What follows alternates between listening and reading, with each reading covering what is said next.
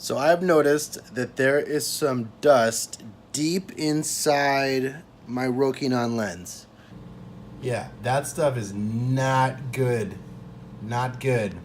And I know it's like every photographer or filmmaker's fear to take apart a lens, but when you gotta shoot the next day, you don't really have an option. So let's see what happens.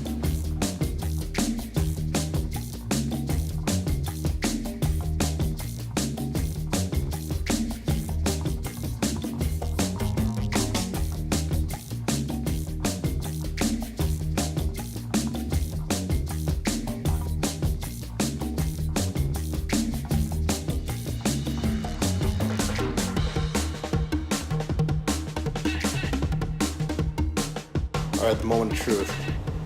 Let's see how this looks. Oh my gosh, I think I did it. Oh, you're such a good little lens for not breaking on me forever.